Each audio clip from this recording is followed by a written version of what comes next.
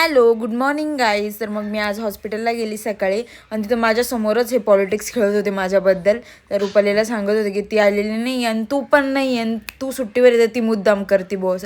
ते झालंच ते सर्व सोडा. मग मी लॅबला गेली. लॅबला जाऊन आज काहीच नाही केलं, फक्त थंड पाण्याची बॉटल घेतली आणि ते पाणी पिलं आणि घरी निघून आली.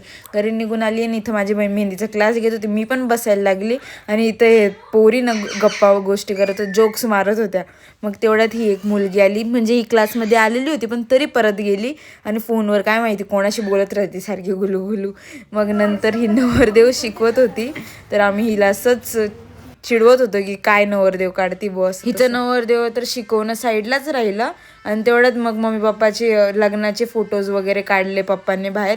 मग ह्या मुलींना ते फोटोज दाखवत होते, तर हे म्हणता भाई किती छोटे छोटे, कारण 7-7 वर्षांचे लग्न झालेले. मग इतके शॉक झाले या पोरी, म्हणत होत्या बापरे इतके छोटे आहेत.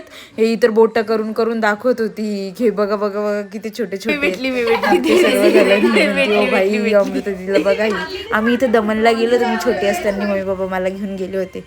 मग नंतर फोटोज वगैरे पाहून झाले आणि ही माझे बहिणीचे फोटो निघाले. तर हे पुरी फोटो काढत होते की स्टोरीला लावू भुईला चिडू.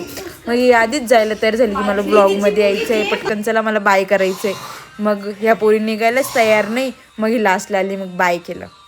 तरी बाहेर जाऊन विचारलं की बायांनो तुम्ही चार्जर घेतलाय की नाही, तर इथंच विसरून जाशाल. मग ते झालं. माझ्या मम्मी पप्पांचं बालविवाह झालेला आहे हो, म्हणून तर ते 7-7 वर्षाचे होते त्या फोटोजमध्ये. नंतर निखिल गेला, सोयाबीन चिल्ली आणली आणि मग ती मस्तपैकी ही माझी शेजवान चटणी काढत होती. आणि सर्वात आधी मीच टेस्ट केली सोयाबीन चिल्ली कशी झाली कशी नाही. मग एक एक करून सर्व येऊन बसले. पहिले निखिल आला, मग मम्मी आली मागून. तसं सर्व सोबत बसून काहीतरी खात असले. आणि मी नेमकं माहेरी आलेली आणि माझी ऑर्डर कोणी ऐकली नाही असं होणारच नाही. पहिले मी सोयाबीन चिल्ली मागवली, नंतर पनीरची भाजी करायची होती आम्हाला. मग हळूहळू बसून डिस्कशन केलं आणि नंतर पनीरची भाजी बनवायला घेतली. आणि मी कुठं स्वयंपाक बनवत असताना माझी कोणी हेल्प करणार नाही असं होऊ शकत नाही. माहेरी पण माझा भाऊ माझी हेल्प करतो, नाही तर मम्मी. पण आज माझा भाऊ हेल्प करत होता. मग आम्ही दोघांनी मिळून पनीरची भाजी केली आणि याने श्रीखंड आणलं होतं.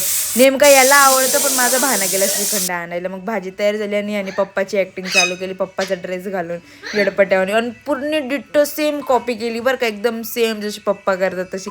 पहिले दातडे काढले थोडेसे आणि त्यानंतर फॉर्ममध्ये आलं. मग डायरी पेन वगैरे काढली, सेम जशी पप्पा ॲक्टिंग करताना सेम तसं. म्हणून म्हणती एकदम कॉमेडी आहे माझे मम्मी पप्पा माहेरकडची, एकदम कॉमेडी. नंतर मिठूला पण घेतलं मी मधी. असा होता आजचा दिवस. भेटूया तुझ्या ब्लॉगमध्ये. Bye, good.